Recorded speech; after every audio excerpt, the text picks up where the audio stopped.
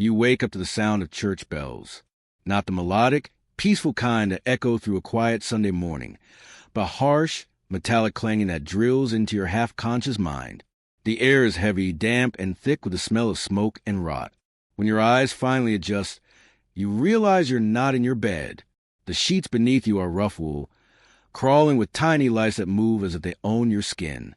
Your throat burns. Your mouth tastes of iron. And somewhere outside, a rooster screams, as if mourning another day of survival. Welcome to the year 1347. The world around you is not a place of castles and chivalry, not the romantic fantasy painted by stories or films.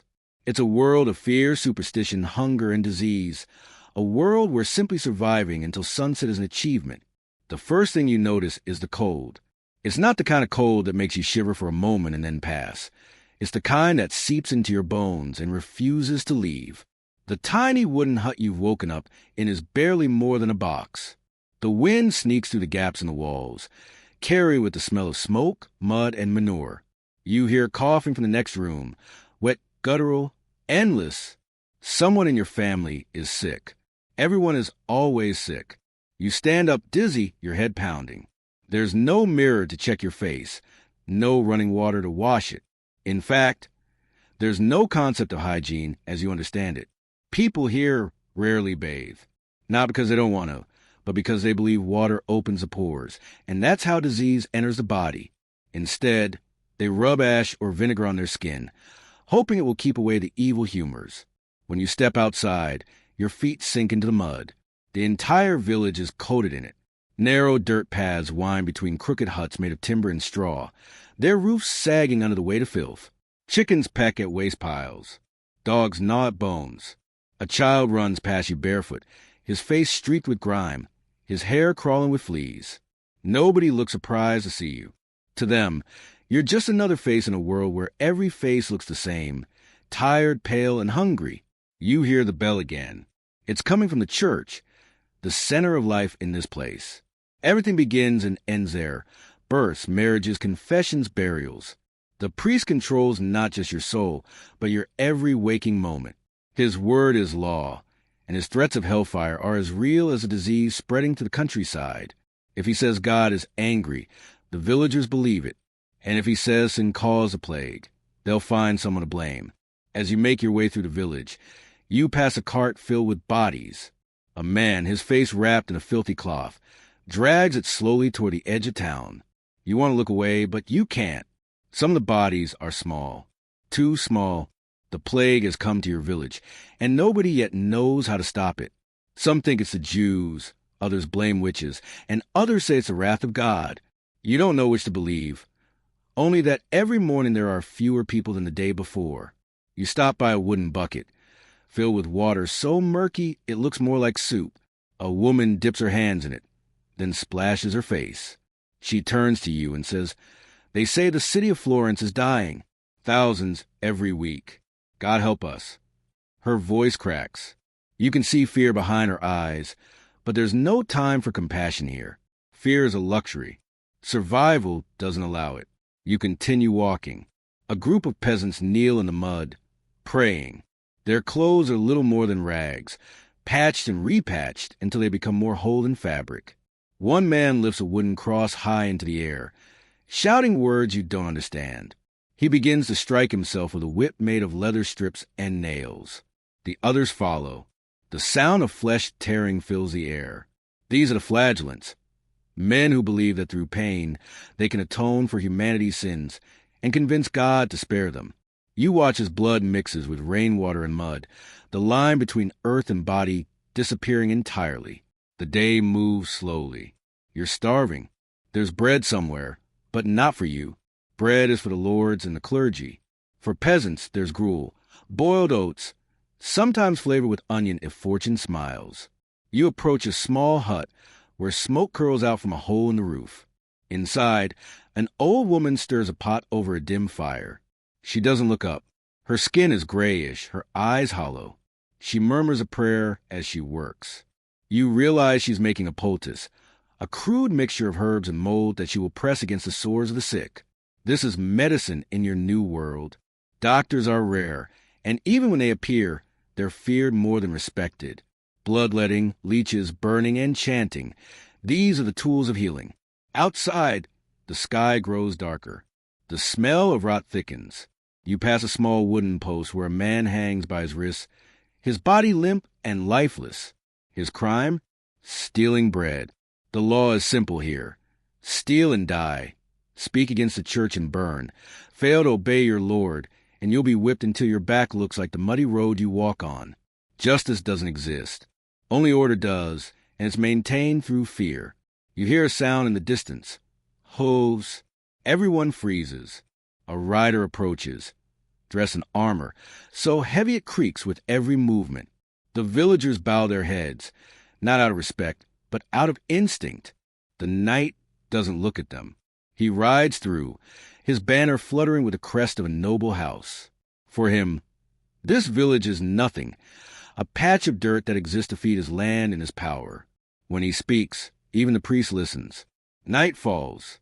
You return to the hut. The coughing has grown worse. Your younger brother lies on the straw, his skin covered in dark purple swellings, buboes. The Black Death has claimed him. You kneel beside him, holding his cold hand, and you can feel the heat of his fever even as the night air chills your breath. There's no cure, no priestly prayer that can save him. By morning, he will be gone. You don't sleep. The rats keep you company, their tiny feet scratching along the walls. You hear the wind howl, the bells toll, and somewhere in the distance, the sound of wolves feeding. The world outside is collapsing. Cities are turning to graves. Fields lie empty. Even the priests begin to whisper. Has God abandoned them? Days turn to weeks. You help dig graves now, though you've stopped counting how many. You've forgotten names. Faces blur together. The ground is too frozen to bury the dead properly, so you burn them. The smoke never clears. It hangs low, gray and bitter, painting the sky with sorrow. One morning, you see men riding into the village with torches. They're looking for someone. Blame must be given. Even when reason is gone, they accuse a woman of witchcraft. You watch as she's dragged to the mud, screaming, her children running behind her. The crowd chants. Fire crackles. You turn away, but her screams follow you long after the flames die. You begin to realize something. This world runs not on truth or justice, but on fear. The church says the world is flat, and that earth is the center of creation. To question that is heresy. Science is witchcraft. Curiosity is sin. Knowledge itself can get you killed. You see the look in the priest's eyes as he preaches. He's as terrified as you are, but power hides his fear well. Months pass. The plague slows, but not because of medicine, simply because there are too few people left to spread it. Fields are empty. Crops rot where they stand. Wolves roam freely now, even in daylight. You see small groups of survivors heading toward the cities, hoping for safety. But the cities are worse. In London, the air is thick with the smell of death. In Paris, rats rule the streets. And in Florence, they say the dead outnumber the living. You find work as a gravedigger. The pay is a few coins and a piece of bread. You take it gladly. Each night you dig by torchlight, surrounded by silence broken only by the moaning wind. You learn to move quickly, to ignore the faces, to stop caring. It's the only way to survive. But one night, as you lower another body into the pit, you see a ring still shining on its finger. You hesitate. One piece of gold could buy you food for a week. You reach for it. Then you stop. You hear footsteps behind you. A man's voice says, "That's not yours." You turn to see a priest, his face half covered by cloth. "Greed," he says softly, "is a sin that feeds a plague." You lower your head. He blesses the body, muttering words that even he no longer believes. Winter comes. The cold is merciless. You huddle near the fire, your stomach empty, your heart numb. Snow mixes with ash outside. You think about the world you came from, the comfort, the warmth, the freedom, and realize just how fragile it all is. Here, in the 14th century, life is measured not in years, but in breaths. You take one, then another, never knowing if it will be your last. When morning finally comes, you wake to silence. The bells have stopped. The village is gone. Only ashes remain. You stand in the ruins, your body weak, your spirit hollow. You survived, but at what cost? And that's when it hits you. You wouldn't last a day in medieval times. You walk for days. The road ahead is empty, lined with the skeletons of what once were villages. Roofs have caved in. Fields are wild again, and the only sound is the wind whispering to the hollow bones of the world. You pass a church with its doors wide open, pews overturned, candles burned down to wax puddles. A crucifix hangs sideways. Even God, it seems, has left. Your stomach gnaws at itself. Hunger is no stranger now. It's your constant companion. You chew on dried roots, drink from puddles when you find them. You used to pray before meals. Now you just eat and hope it doesn't kill you. Somewhere, in a distant forest, wolves howl, not out of hunger, but dominance. They've inherited this land faster than man can reclaim it. Eventually you find life again, or something that resembles it. A small camp of survivors huddled beside a frozen river. They look at you with suspicion. Strangers are dangerous now. Disease travels faster than trust. But you share your last crumb of bread, and slowly they let you near the fire. One man, his face scarred by old burns, speaks softly. "You're lucky," he says. "They burned half my village, said it was cursed." His voice trembles as he stares into the flames. Maybe they were right. Over the next days, you learn how people live now. No law, no king, no order. Just fear. Barons and knights have died, leaving their castles empty. Some peasants take them over, declaring themselves lords of stone ruins. Others roam as bandits, preying on anyone foolish enough to travel alone. You sleep with a dagger beside you, not to fight, but to end your suffering quickly if someone decides you're worth the effort. The church is weaker, yet somehow more dangerous. The priests say the plague was a test. They preach that sinners brought it upon the world. They promise salvation for a price. Coins labor obedience, always obedience. In the nearby town of Avignon, the Pope himself hides behind walls of marble, declaring holy days while the rest of Europe burns. The hypocrisy doesn't go unnoticed, but no one dares speak it aloud. To question is death. To think is sin.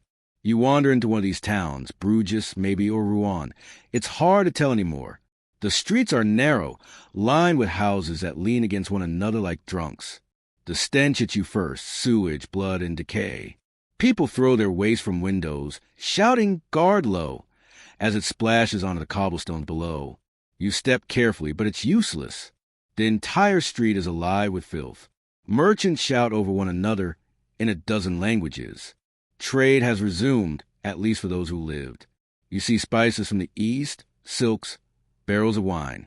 Yet most can't afford even bread. A mother holds her starving child near a baker's stall, begging for crumbs. The baker looks away. Compassion is expensive in this century. You pass an apothecary, a man selling potions and charms. His shelves are filled with bottles of colored water and dried insects. He swears they cure plague, melancholy, even the devil's touch. People pay with what little they have because hope, even false hope, is better than none. At the far end of the square stands a wooden platform, a scaffold. You stop. A crowd gathers. A man in chains is dragged up the steps, his shirt torn, his face bruised. The executioner reads from a scroll. By decree of the Holy Church, this man is guilty of heresy. The crowd murmurs. The prisoner shouts, "The earth is round." The priest slaps him. The executioner raises his axe. The blade falls. The crowd cheers, not from hatred, but relief. Someone else's death means they get to live another day without being noticed.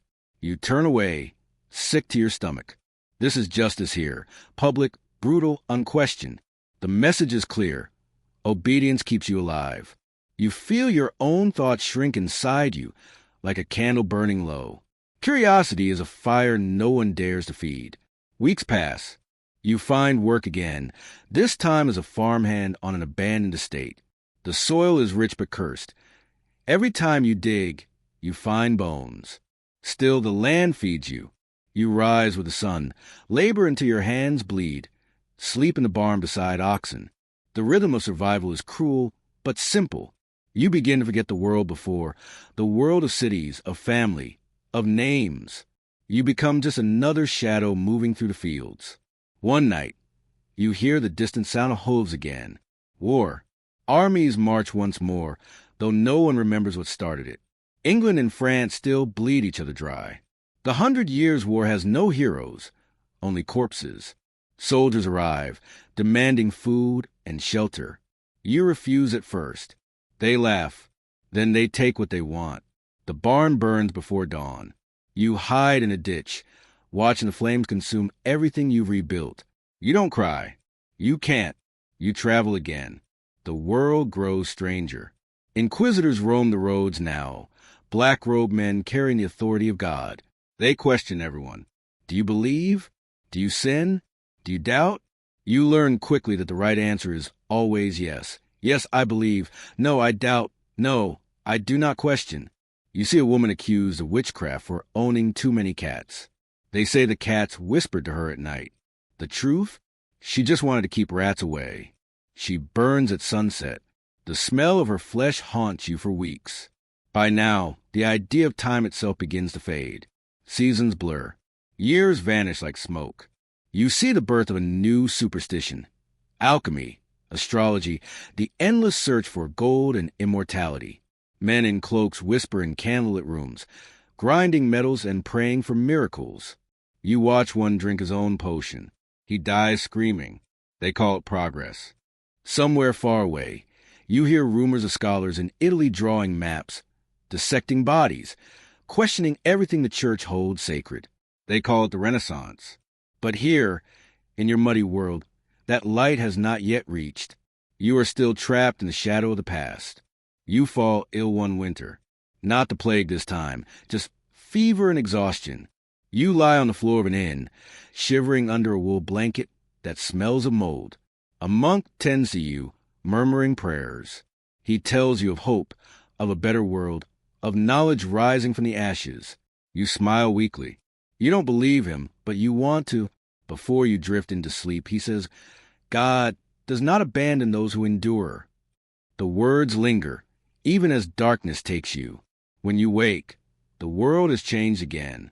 Decades may have passed. It's impossible to tell. The villages are rebuilding. Bells ring not for death, but for weddings. Children play in the streets. The plague has loosened its grip. People laugh again, though the laughter sounds fragile, like glass. You stand in the marketplace, older now, your hands scarred, your back bent. You watch a group of young men debating philosophy near the church steps. They speak of reason, of art, of humanity. It feels like hearing music for the first time after a lifetime of silence. For a moment, you believe maybe, just maybe, the world has learned. But then you see soldiers marching again, banners raised high, new kings, new wars, same story. The faces change, the suffering doesn't. Humanity always finds new ways to bleed. You walk away, down a dirt road lined with blooming trees. The air smells of spring.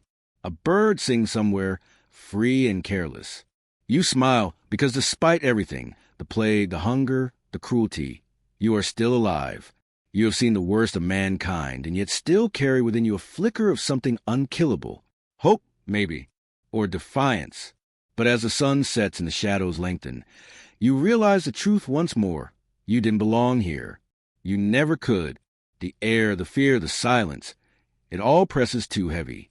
Your mind aches for warmth, for comfort, for the world you left behind.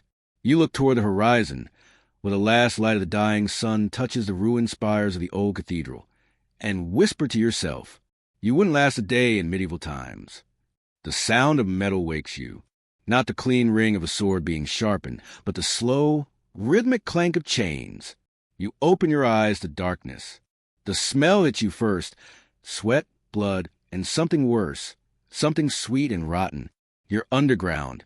Stone walls slick with moisture, a single torch sputtering in the corner. You try to move, but your wrists are bound to the wall. A voice in the shadows says, confess. You don't know what you're accused of. It doesn't matter. In this century, guilt is a decision, not a fact. The man who steps into the light wears a black robe and carries a book that looks older than sin itself. He's an inquisitor, God's instrument of truth. His face is calm, eyes hollow. Behind him stands a table of instruments: iron spikes, tongs, ropes, a wheel. You've seen them before, hanging from the castle walls like trophies. They're not for killing, they're for persuading.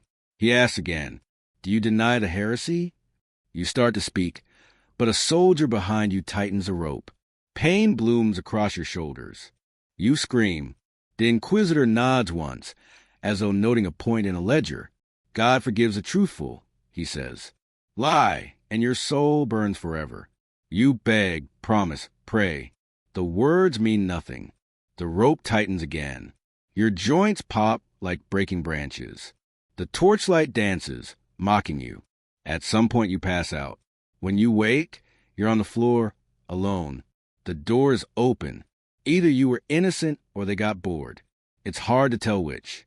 Outside, the sky is gray, the color of ash and old iron. You stumble through the streets, half blind, every muscle trembling. People avoid you. They know that mark. The rope burns around your wrists. To them you're cursed, touched by the devil or by God's justice. Both are equally dangerous. You head east, away from the city. Roads wind through forests where the trees grow thick enough to block the sun. In the distance you hear drums, the kind that announce armies. Word spreads faster than the wind. Another crusade has been called. The Pope promises salvation for those who take up the cross. Forgiveness, land, glory, whatever men desire most, he offers. Thousands answer. You see them marching, farmers, thieves, monks, boys barely old enough to hold a sword. Their armor is mismatched, their faces filled with fire and fear. They believe they're saving souls. You know they're marching to die. You follow them for a while, drawn by the noise, the songs of faith and madness. The road south leads through villages stripped bare. Everything of value is taken for war. Women cry as their husbands are conscripted. Fields rot because there are no hands left to harvest. The smell of smoke becomes constant. When the Crusaders finally reach the coast, ships wait like wooden beasts, their sails black against the horizon. The sea swallows them one by one. Most will never return. You keep walking. In every town you pass, the same story unfolds. A gallows in the square. A beggar missing fingers. A merchant selling relics. A saint's tooth. A fragment of the true cross. The feather of an angel. People buy them, hoping to buy safety. Faith has become currency, and the church the only bank that never fails. Hunger returns like an old friend. Crops fail again. Winters grow longer. Some say it's punishment. Others whisper about a new sickness coming from the east. You stop listening. You trade what you can, your boots for a bowl of stew, your knife for a blanket. The stew tastes a rat. You eat anyway. One night you seek shelter in a monastery. The monks are kind, or at least weary enough not to question. Inside, the air hums with chanting. Rows of candles flicker along the stone hall, casting golden halos on faces bent in prayer. You notice something strange. Among the Latin verses, some of the monks read from texts that look different. Mathematical diagrams, drawings of stars, sketches of human anatomy. Knowledge, secret and forbidden. They hide it when the abbot passes, but you see it. You realize that somewhere beneath all this fear, the spark of curiosity still burns. Quietly, carefully, like a candle guarded from the wind. One monk, old and nearly blind, speaks to you later. He asks where you're from. You say, "Nowhere." He nods. Then you are like most of us. He shows you a parchment, a drawing of the human heart, cut open and labeled. They call it sin, he says, but understanding God's creation is the only way to honor it. His hands shake as he hides the page again. Don't tell anyone you saw this, he warns. Knowledge is dangerous. You leave before dawn. As years pass, medicine begins to change, but slowly, painfully. Barbers act as surgeons. They shave beards in the morning and amputate limbs by noon. You witness one in the village square. A soldier sits on a stool, his leg blackened from infection. The barber tightens a strap above the knee, takes a saw, and begins to cut. There is no anesthesia, only whine and screaming. When it's done, he dips the blade in boiling oil and presses it to the wound. The smell of burning flesh fills the air. The soldier faints. The crowd applauds. This is progress. You move on, older now, though years no longer have meaning. The world changes around you. Towns rebuild. Cathedrals rise higher. Merchants grow richer. But underneath the stone and gold, the same fear remains. The same hunger. The same cruelty dressed in new robes. You see men burn for translating books. Women drown for healing with herbs. Children orphaned by wars that no one remembers a reason for. The plague returns in smaller waves, a reminder that death never forgets an address. And yet, amid all this darkness, beauty appears. Painters in Italy cover church walls with color that seems alive. Music drifts through cathedrals like sunlight through stained glass. For the first time in centuries, people begin to look at the world not as a punishment, but as something worth understanding. You see a boy sketching in the dust, trying to capture the shape of a bird's wing. You smile. Maybe he will live long enough to give the world a new name. One evening you reach a hill overlooking a city of spires and smoke. The setting sun turns the rooftops to gold. Bells ring again, not for plague or war, but for vespers. You stand there listening, feeling the weight of centuries pressing down on your shoulders. You've seen humanity at its worst and its best. You've seen faith twist into chains and hope rise from ashes. You survived every horror this age could throw at you. And yet, deep inside, you know the truth that every soul of this time carries. Survival is not living. As the wind cools and the stars emerge, you whisper to darkness, half prayer, half confession. This world was never made for comfort. It was made for endurance. The night answers with silence. Somewhere far below, a blacksmith hammers iron, shaping the weapons of a new century. Somewhere, a monk writes by candlelight, dreaming of a world guided by reason instead of fear. Somewhere, a child laughs. The sound is brief, fragile, and perfect. And as you close your eyes, exhausted but alive, you understand why no one from your world could last here. Because to live in the medieval times wasn't simply to survive the darkness outside. It was to survive the darkness within. The morning light cuts through the mist like a blade, pale and thin but full of promise. The year is no longer clear to you. Time is blurred into a river that never stops flowing. You've walked through death and silence, through plague and prayer, and now, as you reach the edge of another city, something feels different. The air hums, not with fear, but with life. You cross a stone bridge into Florence. The Arno glimmers beneath, reflecting the colors of dawn. The city is alive with noise, hammering, singing, laughter. Painters sit in the streets, their fingers stained with pigment. Sculptors carve angels from marble, as if calling them from the stone itself. And in the distance, domes rise toward heaven, built not only for God, but for beauty. You have stepped into the dawn of the Renaissance. For the first time in your long, brutal memory, you see joy without fear. Men debate in public squares, not about sin or salvation, but about philosophy, stars, and the human soul. You pass a group of students gathered around an old scholar who speaks of Plato, of reason, of a world that can be understood to the mind rather than through punishment. His eyes shine with the same light you once saw in the secret manuscripts of the monks. That spark has caught fire. You watch an artist mixing colors from crushed minerals, lapis for blue, vermilion for red, gold dust for the halos of saints. He paints not just faces, but emotions, grief, tenderness, longing. For centuries, faith had demanded obedience. Now it inspires creation. The human body, once hidden in shame, becomes sacred again in its perfection. Where once you saw torture and plague, now you see rebirth. It's as if the world is remembering how to dream. But beneath the beauty, old fears still whisper. The church still watches, wary of those who question too much.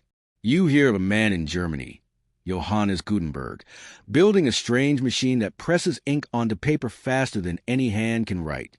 The printing press. The monks call it heresy. The merchants call it profit. The world calls it impossible. Yet it works. And with it, knowledge breaks its chains.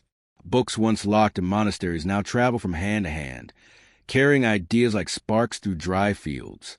The Middle Ages are ending, not with peace, but with thought.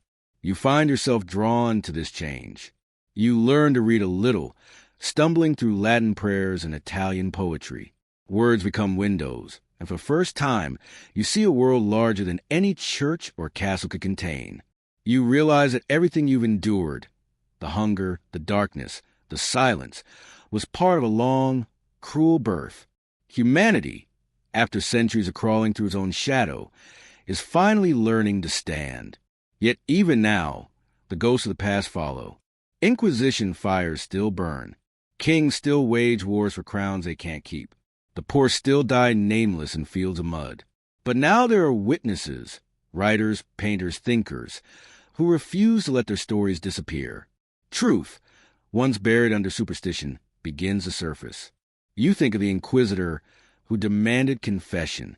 What would he say if he saw this world of reason, art, and invention? Perhaps he'd call it blasphemy.